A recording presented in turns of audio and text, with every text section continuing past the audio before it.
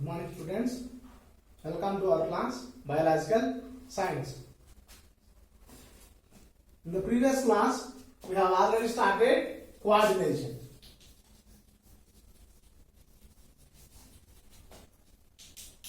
The linking system.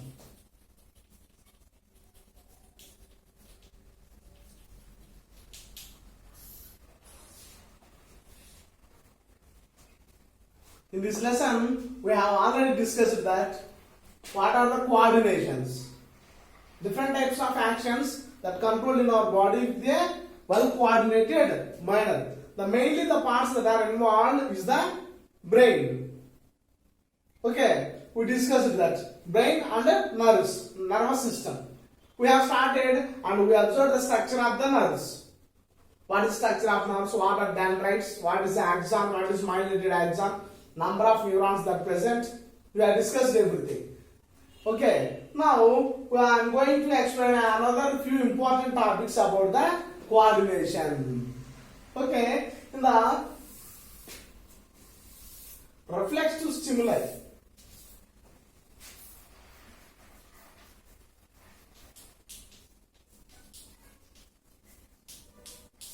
In the previous class, we discussed that any change in the surrounding of an animal is called stimuli, which triggers the response. Any change that triggers the response is called stimuli. Okay, so what are the reflexes? We will see about it.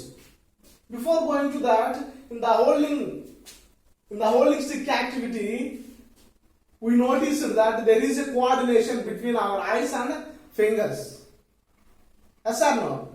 In the holistic activity, we notice that there is a coordination between the fingers and eyes, which makes a purposeful actions. So the nerves take a pathway. Which gives the coordinated action. So on the basis of the pathways taken by the nerves are categorized into three types. The first one is afferent nerves. Afferent nerves.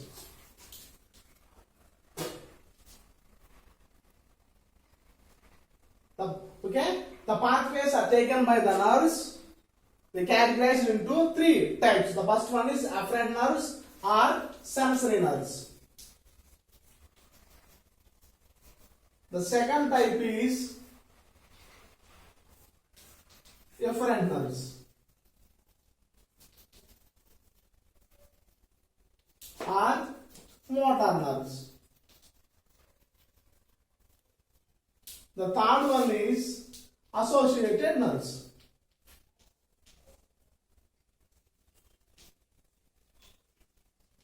Okay, so the first one. So on the basis of pathways taken by the nerves are categorized into three types. Afferent nerves are sensory nerves. The afferent nerves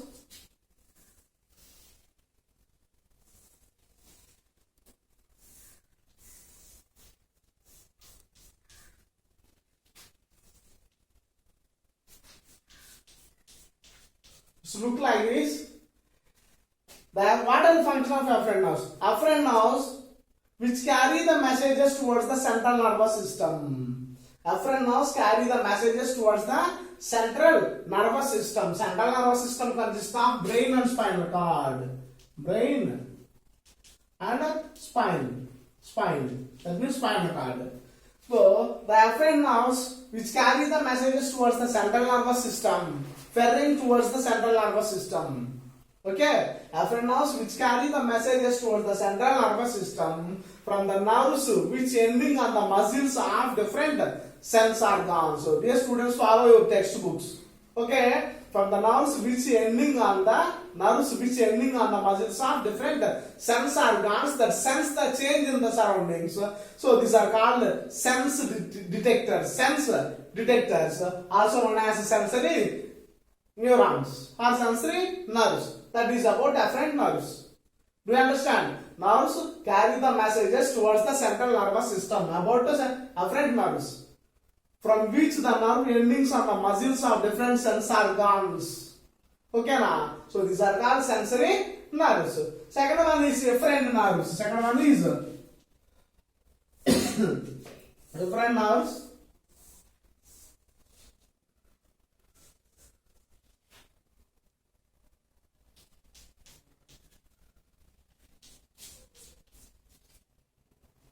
Okay, now this look like this. Efferent nerves. They carry messages from central nervous system to the parts that shall carry out an response.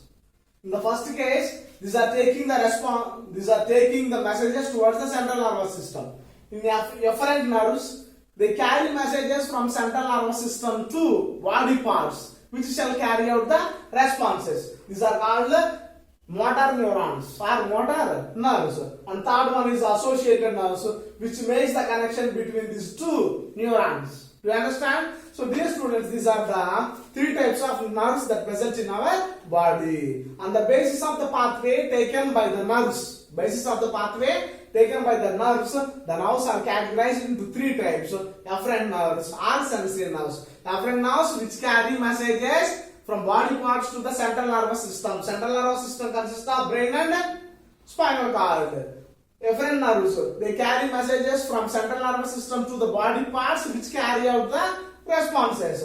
Associated nerves, which makes the connections between the both efferent and efferent neurons. Okay, so now I am going to explain about this reflexive stimuli. Reflexive stimuli. We know very well our body would also need to respond to some type of reactions, some type of actions which may not be controlled by our conscious mind.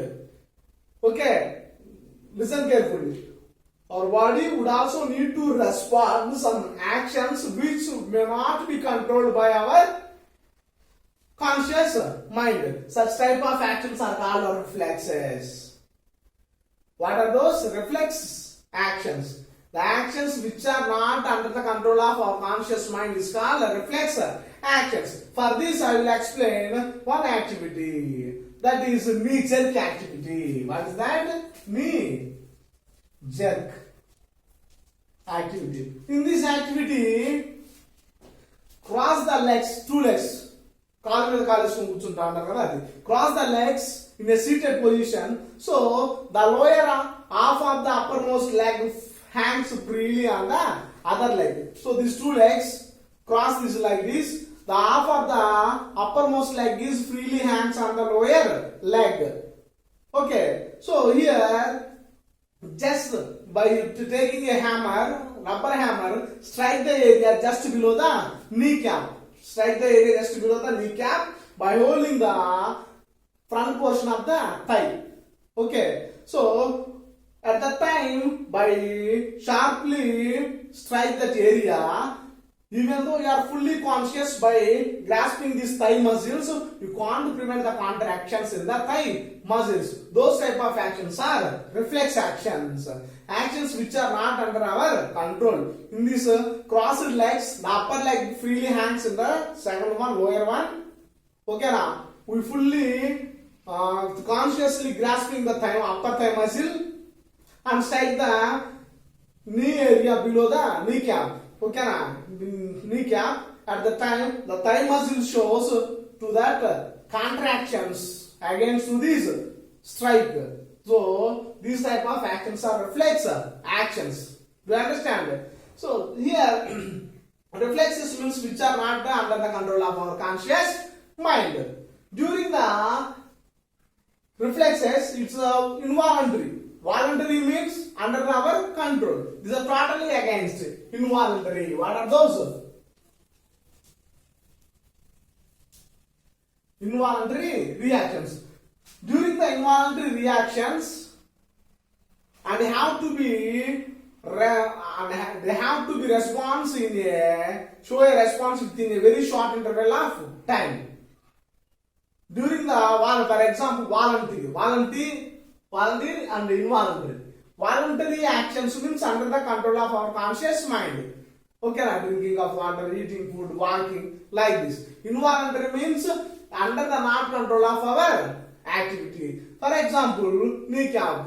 And another one is if you unfortunately touch a hot object or If you step on a sharp surface, you immediately draw your leg back and you immediately draw our hand back. Yes or no? When a mosquito is bite, we just strike it without seeing immediately. This type of fast movements, rapid changes bring by the muscles show these reflex actions. So these are involuntary actions. The involuntary reactions and they have to be shown the response within a short intervals of time. Okay na? So this take a short pathway. Generally, these messages are not carried up to the brain. They carried up to the spinal cord. So here, the spinal cord also involves in the coordination. Yes or no? The spinal cord also involves in the coordination. So here, generally the voluntary muscles are the voluntary actions are the longer ones which generally go up to the brain. But involuntary action they does not go up to the brain, they go up to the spinal cord. Okay, so such type of reactions are controlled by the reflex arc. What is that? Reflex arc. What is reflex arc? I will explain. Picking up of information of a stimulus. Listen carefully and follow your books. Picking up information of a stimulus and generate a response involves a pathway from detectors to the brain or spinal cord or very close to the spinal cord. Such type of responses goes up to the spinal cord from the detectors and return to the effectors is called reflex arc. Do you understand that? Okay now, the type of responses which go up to the brain and come back to the effectors. Okay now, so picking up of information and generate a response involves a pathway from detectors to brain or spinal cord or very close to the spinal cord and to the effectors. Such type of single pathway from the effectors to from the detectors to spinal cord and spinal cord to effectors is called reflex arc. Okay now, so this type of different types of actions are performed by the involuntary reactions. Involuntary reactions are reflex actions which are not under our conscious mind. So like in fact, if you think about, you have to experience about this. If you performing an activity running upstairs. So if you performing the activity running upstairs, you may not think about it where your feet are going to place. You may not think about where your feet is going to take place. At the time, sometimes it may often stumble, it may confuse us. Okay, now the same effectors that present in the muscles can operate in a well-coordinated voluntary manner. That means the muscles, all the effectors that present in the muscles of the body, they work in a voluntary manner and involuntary manner. Okay, now all the voluntary and involuntary reactions are under control by our nervous system.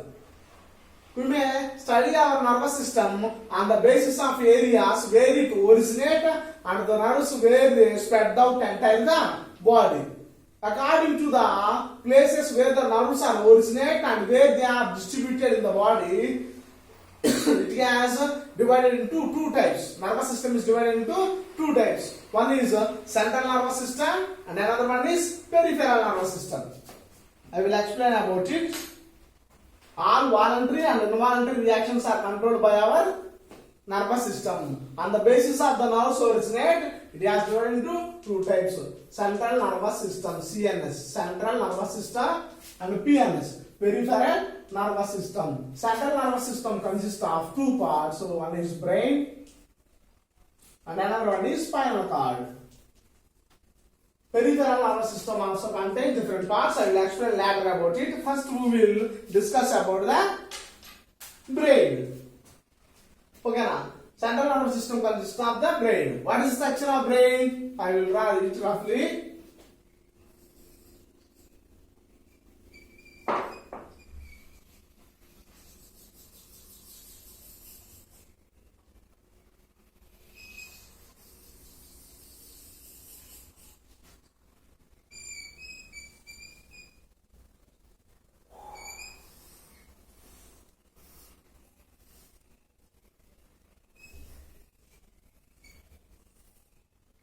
Okay.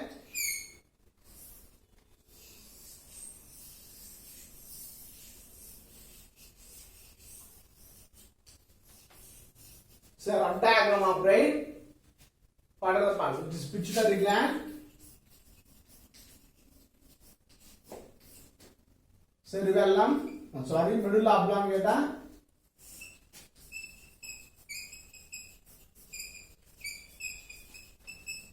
Cerebrum. So these are the three parts. Just think about it. Okay. So brain. Think it. A rough diagram. Okay. Don't laugh at my diagram. Here, brain. Proportionate to the body size, the shrews, tiny rats. Shrews have the highest brain than its body to its body mass ratio. Do you understand this point? Okay, now according to the body size, the shrews have the highest brain. Okay, so come to the brain. What the point? Compared to the body size, the shrews, that means tiny rats, have the highest brain to its body mass ratio. Okay, the brain is present in a hard bony box-like structure called cranium. The brain is present in the cranium, in our skull, purya. The brain is present in a hard bony box-like structure called cranium. Okay, hard bony box-like structure called cranium. It is covered with three membranes. It is covered by, brain is covered by the three membranes. These membranes are continuous covering. These membranes covers the brain and continuous along with the spinal cord. Okay now, these membranes covers and continuous with the spinal cord. The inner layer, the spaces between these inner layers filled with a fluid called cerebrospinal fluid. Cerebrospinal fluid, which protects the brain from the shocks and jerks.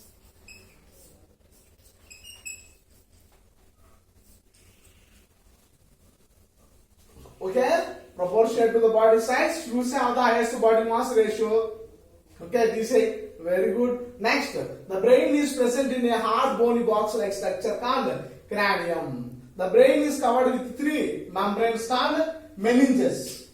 What are those membranes? Meninges. Three meninges. So, the brain is covered with the three membranes called meninges. These meninges are covered and continuous with the spinal cord. Okay, so the inner layers filled with a fluid called cerebrospinal fluid, which protects the brain from the shocks and jerks along with the cranium and meninges. Cranium and meninges. Next, in the brain, if you see, there are two types of matter. One is grey matter and another one is white matter. Okay, na? The nerve cell bodies together with capillaries forms grey matter. The nerve cell bodies together with the capillaries forms grey matter, and while myelinated axons forms white matter.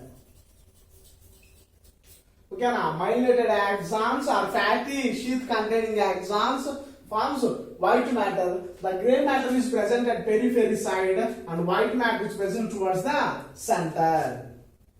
Okay. Dear students, very important structure of the brain.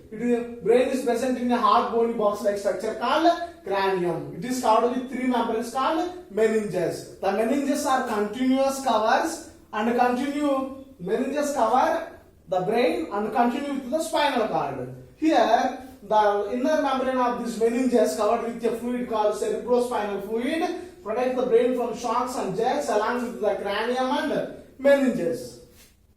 If you observe carefully, the brain has two types of parts, grey matter and white matter.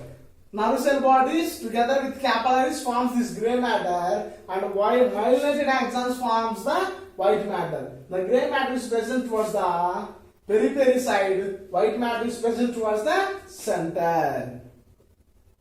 Okay, so 2000 years back the Greeks physiologists studied about the brain. So the center control for the control center of the body. And the body, and we will know a few things about the brain on those days. But now we discussed and we learned more about the brain. The brain has mainly three parts. One is forebrain, midbrain, hindbrain. So the parts present in this one. Forebrain contains cerebrum and diencephalon. Midbrain contains optic lobes. Hindbrain contains cerebellum and medulla oblongata.